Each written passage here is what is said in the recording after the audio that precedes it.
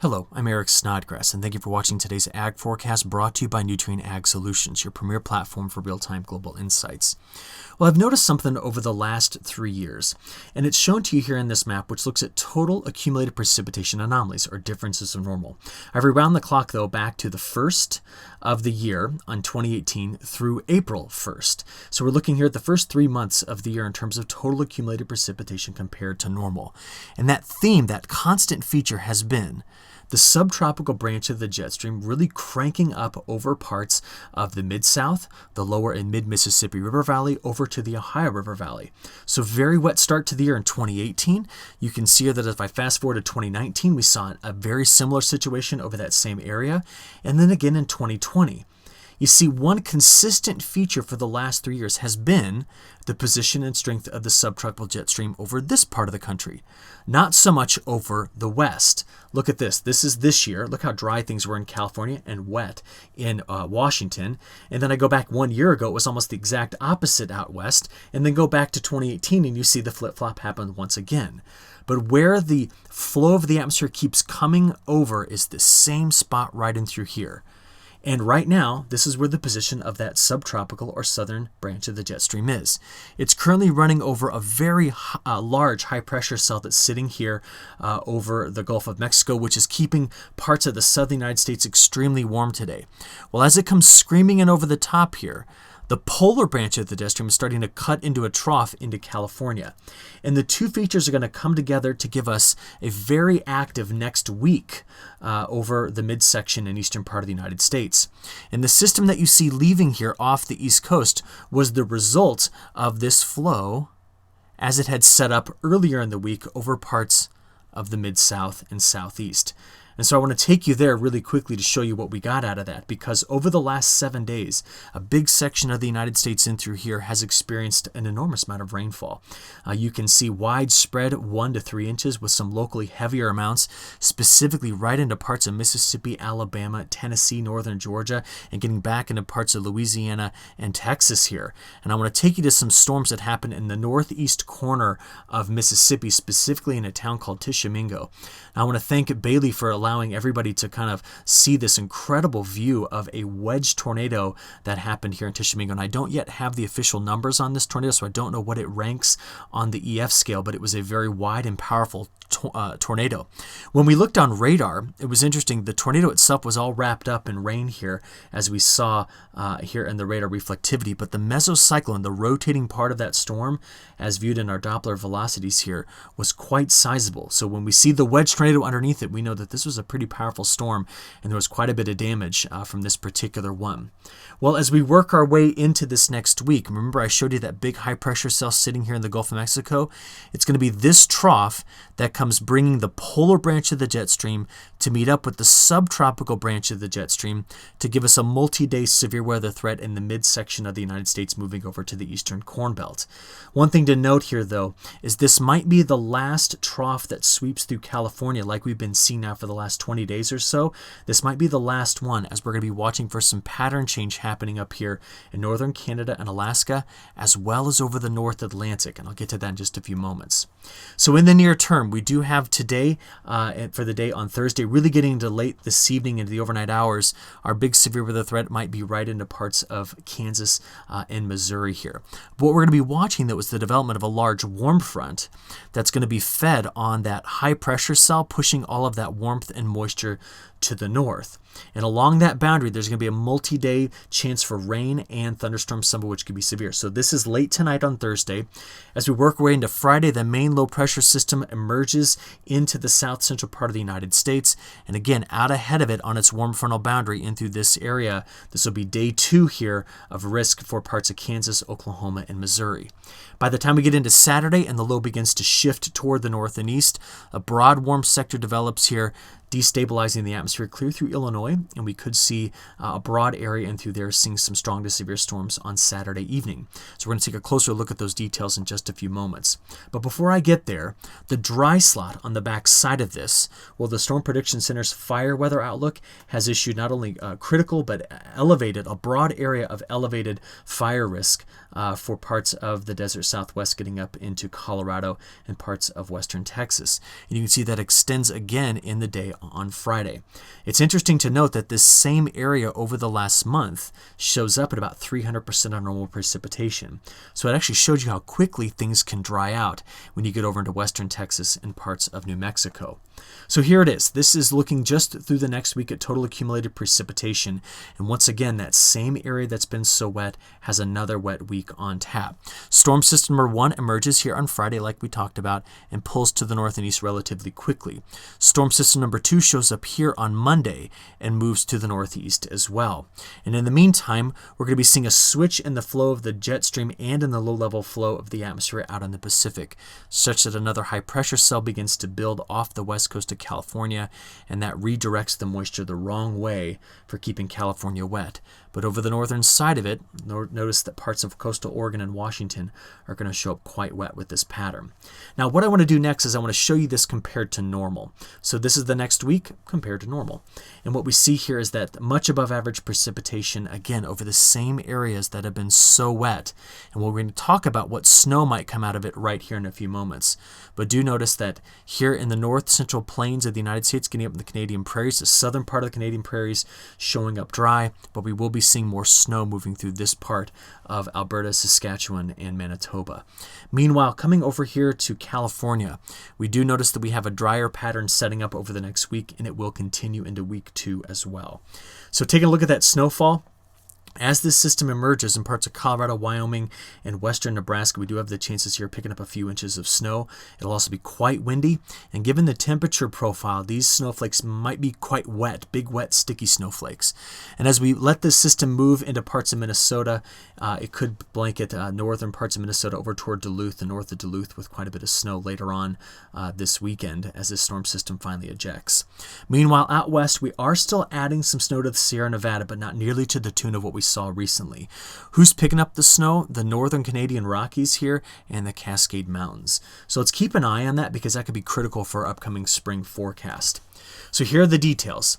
Today, strong southerly transport of moisture and heat out of the Gulf of Mexico, and it's going to start to form a frontal boundary right in through here on which we're going to see a multi-day chance for showers and thunderstorms. So this is Thursday afternoon. Let's get this playing.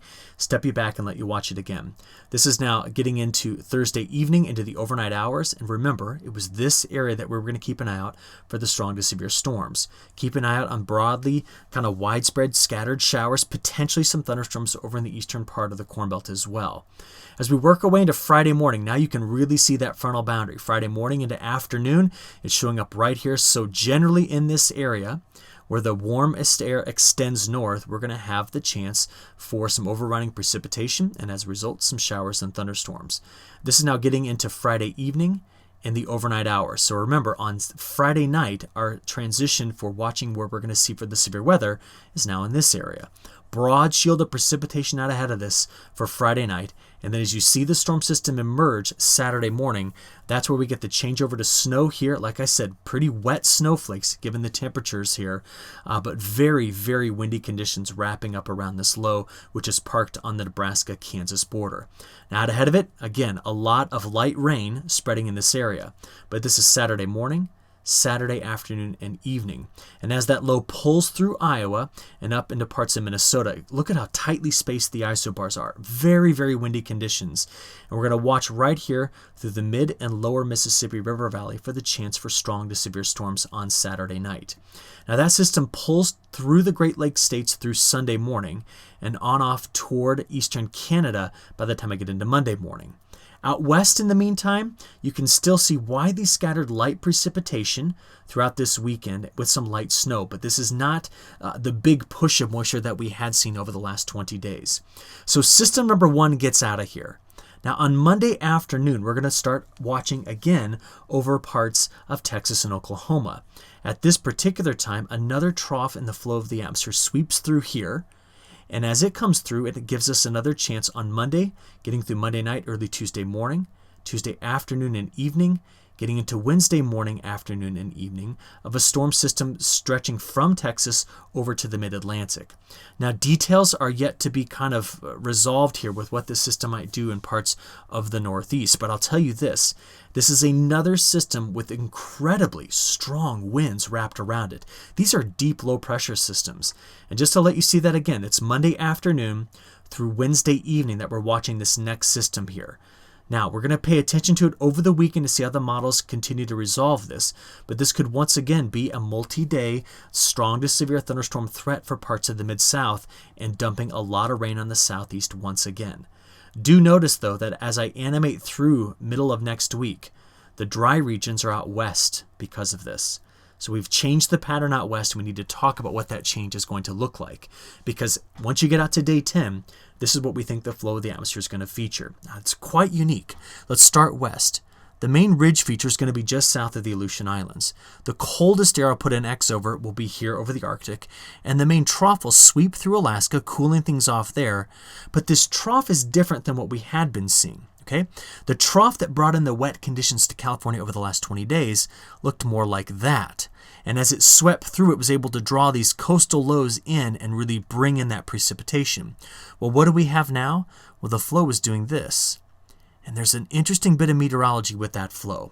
So first of all, with the trough that's digging in here across the eastern part of the country as we get into the first full week of April, it's there because for the first time in a very long time, we have ridging between Greenland and the Hudson Bay. And that ridge there is a part of the negative phase of the North Atlantic Oscillation, which is something we haven't talked about all winter. It's also going to cool off and unsettle the weather in parts of Europe, something that's also not happened throughout much of this winter and early spring. Now, for those of us in the midsection of the country, when we get flow out of the northwest this time of year, so I'm talking about late winter and early spring, this tells me that we get quite a bit of upper level convergence in this area. And the convergence in this area, in the upper levels, dries things out. That's why week 2 is showing up dry for a big section of the United States due to the flow of the atmosphere. What's that subtropical branch of the jet stream doing? It's down here and running off to Europe, giving them unsettled weather. So it looks as though week 2, the first week of April, is going to be showing up on the drier side of things while the atmosphere readjusts to this new pattern. The big question is, how long does this new pattern last? Because take a look at what it's going to do to our temperatures. Now, today on Thursday, looking at the departure from normal temperatures here, well, where that big high pressure cell was sitting in the Gulf of Mexico, the heat is on. It pushes up into Texas and Oklahoma and throughout much of the eastern half of the country, keeping things quite warm. You can see right where that frontal boundary is going to sit, though, that we're going to watch for the showers and storms over the coming days. As we let this go from Thursday's departure from normal into Friday, let's try that again. From Thursday into Friday right here, something I want to be paying attention to is along this section of California. We might get enough cold air in here late tonight into early Friday morning to give us frost and freeze advisories, and that's just something of concern in California at this time of year, but it's not in the Central Valley. Out ahead of this trough, though, look at the warm-up that will be happening across much of the southern half of the United States over here in the southeast. Well, this is Friday's departure from normal. As Saturday approaches, the warm sector pushes north. This will be our main severe weather threat from Illinois all the way to Louisiana through Arkansas here. And then after the system comes through, that's when we get the cool down for Sunday. But it's not that big of a cool down for much of the country, maybe just a few degrees cooler than average. But as the pattern adjusts into next Tuesday and Wednesday, this is now where we bring in a ridge out west and a trough over the east. And we can see that when we look at day 5 through 10. So remember, at this time, the trough is established here as the ridge moves over and off of the Aleutian Islands. We end up getting underneath it the flow pattern doing this. So the ridge that's building into Greenland warming things up, to the south of it cool, and Europe, which is off the map, is going to be cool. Now, days 10 through 15 really show that pattern setting up, right? And this will be the first extended time period in a long while that the eastern, maybe third or half of the United States sees near normal to cooler than average weather. It's not brutally cold, but it's going to be cooler than average weather setting up there for quite some time. Thankfully, due to the convergent flow of the jet stream here, it's going to be drier through this section of the United States as this cooler weather does settle in for the beginning of April. Thankfully, cool weather at the beginning of April, though, is not cold. So it's going to feel more like just maybe the third week of March. All right? From there, this is what trend we're breaking with this pattern. Over the last 30 days, it has been exceptionally warm across the eastern half of the country, with the broader troughs extending here, right? Because of that, look at what it's done to our accumulation of growing degree day units. So this begins on March 1st and goes through a couple of days ago. And what we notice is how very, very warm it's been over the south, allowing us to accumulate 50 to an extra 150 GDUs. So that means that spring in the south, where I just circled here, is right now sitting about 15 to 20 to 25 days early based on the accumulation of heat. Well, with the change in the pattern, we're going to slow that down, and we're going to be bringing up the heat out west, which is going to correct some of the cooler bias we've seen in parts of California and much of the rest of the western United States. To finish this up, I want to show you how this is going to play out across Europe as we let this system evolve where the subtropical jet stream moves over the North Atlantic. We got a cool down that's coming for Europe and an unsettled weather pattern that's going to hit parts of southern Europe. That cool down for Europe, though, is also a major difference from the last 30 days, in fact, the last 120 days. This, again, just looking over the last month of temperature anomalies. Look at how warm it's been across much of Europe, as well as this part of Russia getting down into the Russian wheat belt, Kazakhstan, the Black Sea region. Very, very warm. So the cool down is coming in unsettled weather to the south of it. So to finish out kind of our international update here, I want to take you to South America. Over the last month or so, we have seen dry conditions that have stretched from parts of southern Mato Grosso, but really hitting Mato Grosso do Sul, hitting Paraná, and then really hammering parts of Rio Grande do Sul. We can see on satellite, when we look at the soil moisture anomalies on the left, we can see on satellite over here on the right that compared to a year ago, the vegetation health index for parts of Paraguay, northern Argentina, but what I circled there, southern Brazil, does not look as good as it did a year ago. And as we look forward in the forecast, while there could be in the near term some beneficial rains for Paraná, it seems as though Rio Grande do Sul is going to stay over on the drier side of things, as is this part of Argentina and Uruguay. And the rain that's coming through this part of Argentina will be very beneficial, because going into week 2, we show that area dry.